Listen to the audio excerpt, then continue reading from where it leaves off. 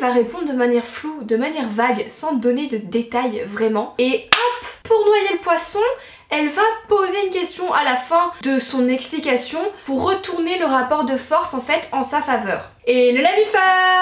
Aujourd'hui on se retrouve pour une nouvelle vidéo et aujourd'hui on se retrouve pour discuter du mensonge. Il y a pas longtemps sur ma chaîne je vous ai fait comment savoir quand un mec ment et aujourd'hui on se retrouve évidemment pour la partie sur les filles.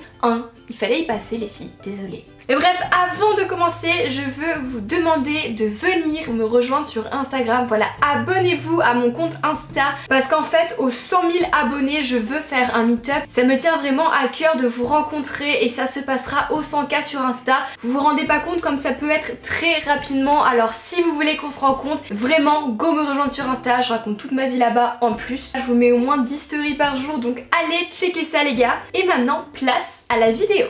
Alors, les filles quand elles mentent, c'est une autre façon que les garçons. C'est bien connu, nous savons mieux mentir que vous et surtout, nous sommes plus discrètes. Voilà, nous sommes le vice incarné. Oh my god! Pour un peu vous éclaircir les gars, nous les filles, on aime jouer sur la semi-vérité. C'est-à-dire en fait qu'on va pas forcément mentir, on va pas vous mentir délibérément. Mais on va éviter de vous dire certaines choses. Voilà, on va oublier de vous dire une partie de la vérité. C'est comme ça que les filles fonctionnent quand elles essayent de faire un mensonge. Et pour remarquer qu'une fille ment, il va vraiment falloir regarder le langage corporel. Il est bien connu que 80% de notre conversation se passe plus dans les gestes, dans l'attitude physiologique, comment le corps se positionne, tout ce qu'on dit, dans le ton de la voix, etc. Beaucoup plus que par les mots eux-mêmes qui font que 20% de la conversation au final. Regardez donc les gestes, les attitudes, les tics, les expressions, tout ce que notre subconscient trahit lors d'un mensonge. Donc déjà ça de base. Et ensuite, dans cette vidéo, je vais vous donner 3 astuces pour remarquer le mensonge chez une fille, des astuces bien précises. Alors c'est parti! Attention, petit disclaimer avant de commencer, je tiens à dire que ces signes ne sont pas obligatoirement des signes de tromperie, voilà. Je dis seulement que s'ils sont inhabituels, voilà, si la personne fait pas ça en temps normal, là c'est chelou. Et si la personne le fait déjà de base, il faut pas commencer à paranoïer. Voilà, je suis dans ma paranoïa. Alors, en premier, une fille qui ment est une fille qui se touche plus que d'habitude. Stop, vous emballez pas les gars, c'est pas ce que vous pensez. Genre par exemple une fille qui commence à se toucher les cheveux un peu plus que d'habitude, voilà, toujours à remettre ses cheveux en place. Une fille qui porte ses mains à sa bouche, qui commence à se ronger les ongles, c'est qu'il y a un gros signe d'anxiété. Si le corps est raide, voilà, qu'on commence à rentrer un peu dans nous-mêmes comme ça, on bouge plus. Si les bras sont figés le long du corps, qui sont contractés, comme si en fait on essaie de contenir le mensonge qui est en nous pour pas qu'il sorte. Quelqu'un qui ment, c'est quelqu'un qui est recroquevillé sur lui-même pour tout garder à l'intérieur parce qu'il est en train de mentir. Un autre signe, si par exemple les pieds commencent à bouger beaucoup, c'est un signe d'anxiété. Si la fille croise ses jambes, elle est assise, elle croise, elle recroise ses jambes, elle trouve pas une bonne position, ou que son pied ou sa jambe balance là comme ça, enfin vous savez quand on est stressé, nous les filles on est là à balancer la jambe. Ce genre de signe ça prouve que la fille est stressée, qu'elle est pas dans une bonne position mais qu'elle essaye de contenir ce qu'elle ressent. Donc voilà, on jette un coup d'œil au niveau du physique parce qu'on peut trahir avec les paroles mais absolument pas avec la posture du corps. Donc voilà. Ensuite, un deuxième point, et ce point-là est à tester sur tout être humain, ce point-là est incroyable, c'est que quand quelqu'un vous ment, la personne va regarder en haut à droite. En fait, c'est scientifiquement prouvé, il y a eu des tests qui se sont passés, je vous raconte pas du blabla, c'est véridique. Je l'ai même appris dans ce livre-là, qui est Pouvoir illimité d'Anthony Robbins, qui est clairement le gourou, le type qui fait du développement personnel à fond. Et bref, lui il a fait des études de PNL, c'est de la programmation neurolinguistique.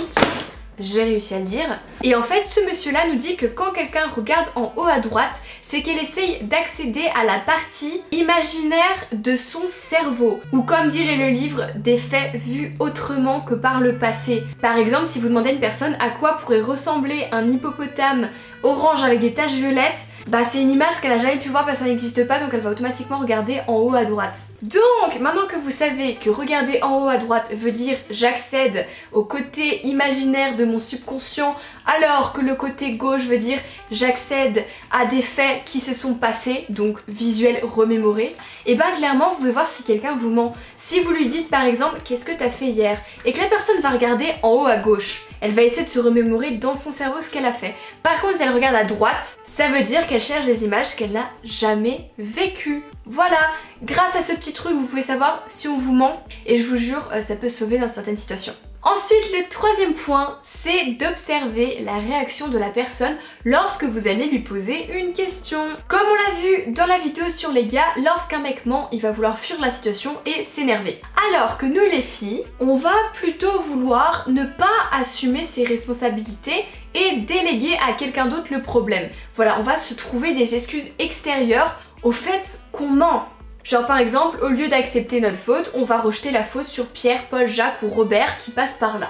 Et la plupart du temps, une fille qui ment va terminer sa phrase par une question pour retourner la situation. Là on parle clairement de manipulation, oui c'est assez horrible. Mais une fille qui ment va pas vraiment vous répondre d'une manière claire et nette. Une fille va répondre de manière floue, de manière vague, sans donner de détails vraiment, pour se sauver le cul entre guillemets. Et hop, pour noyer le poisson, elle va poser une question à la fin de son explication pour retourner le rapport de force en fait en sa faveur. Du coup la fille se place en demande et la personne en face se retrouve déstabilisée et il y a un changement de sujet complet.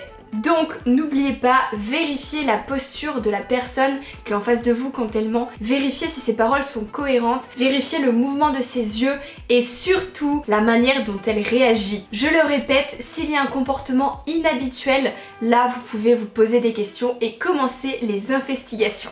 Du coup voilà la MIFA, la vidéo est terminée, j'espère qu'elle vous aura plu. Si c'est le cas, comme d'habitude, lâchez un pouce bleu, c'est très important, ça me permet d'évaluer un petit peu quel genre de vidéos vous plaisent et quel genre de vidéos vous plaisent le moins.